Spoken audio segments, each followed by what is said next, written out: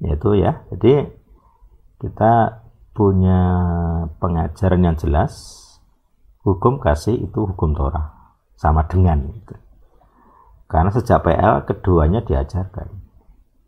Jadi Torah yang ulangan dan imamat ini di kalangan Yahudi dibahas terus. Nah, sekarang saya tunjukkan ya.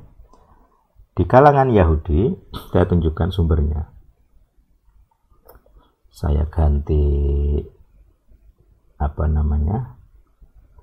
tabnya dulu. Ini ya. Nah, ini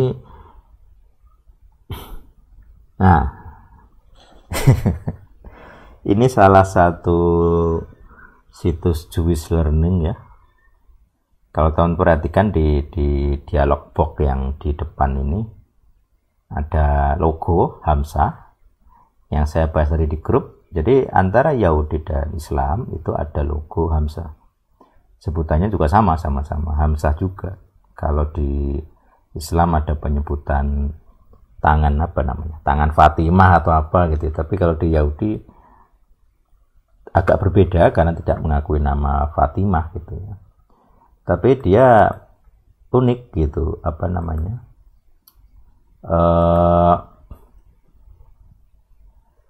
simbolnya sama, tangannya, telapak tangan itu. Jadi di telapak tangan ini salah satunya kalau teman-teman pernah lihat film Star Trek gitu ya, itu huruf Sin. Yang siapa itu yang aku lupa namanya. Dia ini ya huruf Sin gitu.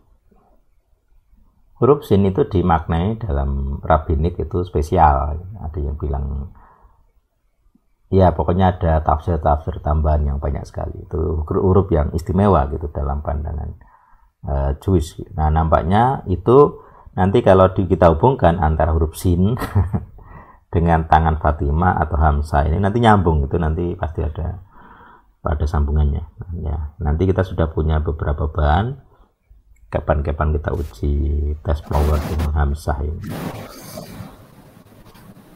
Baik, nanti kalau situsnya linknya ini ya, situsnya myjewishlearning.com.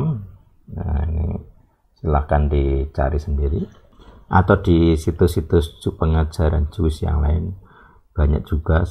Nah, kita membahas ini ya, Loving and Fearing God. Jadi di artikel ini oleh Rabi ya, ini enggak sembarangan Jewish ya, dia Rabi Louis Jacobs. Rabi Louis Jacob. Nah, di sini ketika membahas tentang mengasihi Tuhan, dia juga menggunakan ulangan ayat 5 yang kita bahas tadi. You shall love the Lord your God dan sebagainya. Nah, all your heart yang saya bahas tadi, segala itu ya, segenap atau segala atau semua. Refer less to the emotion than to the mind. Jadi lebih ke pikiran sebenarnya ya. Di all your heart ini ya. Jadi masalah terjemah dan konteks ya. Jadi kata heart di sini lebih ke pikiran daripada emosi, maksudnya begitu.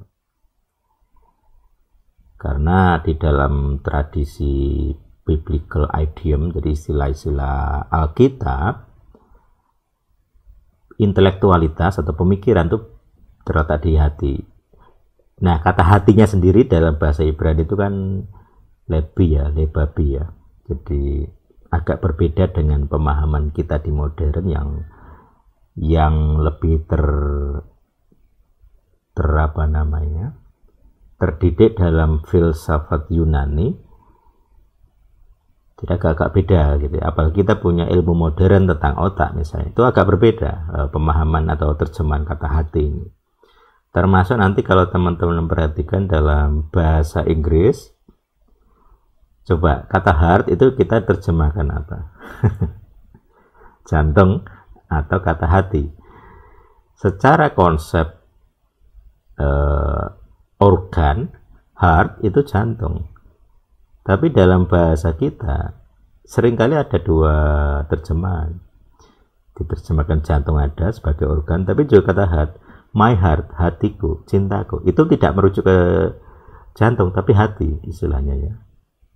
Bukan jantungku gitu, tapi hatiku. Makanya ini perbedaan konsep di dalam terjemahan-terjemahan yang harus kita pahami gitu. Konteks terjemahan ini yang nanti akan membuat berbeda penafsiran-penafsiran ayat yang diterjemahkan. Makanya di sini all your heart ini dijelaskan di dalam konteks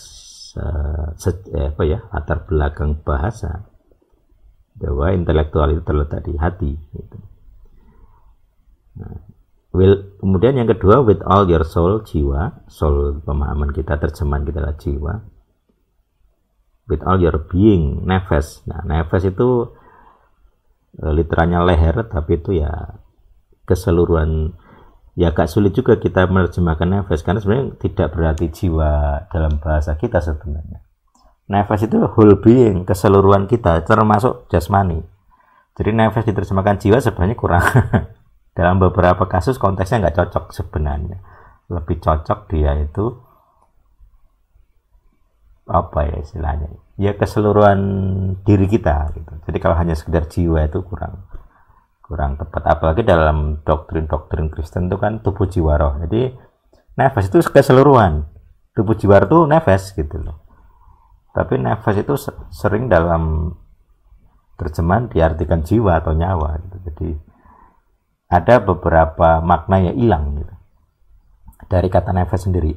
Nah, itu nanti sudah berbeda dengan arti asli bahwa nefas itu leher ya.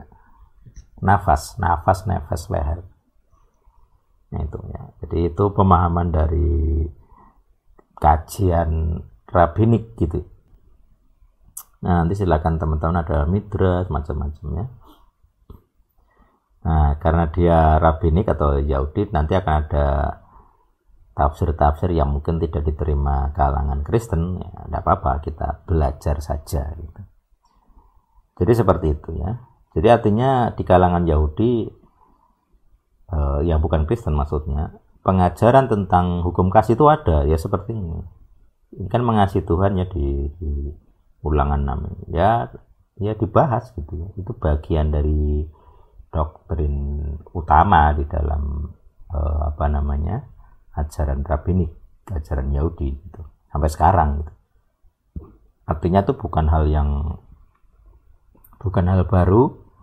Dan Masias sendiri bukan menciptakan hal baru, dia hanya mengutip kitab-kitab Taurat gitu ya. Ini yang perlu kita kristalkan dalam pemikiran kita. Supaya ini untuk menentang banyak ajaran Kristen yang bilang hukum kasih itu menggantikan hukum Taurat. Enggak masuk akal. Jadi kalau ada yang mengajarkan itu, kalian ngerti.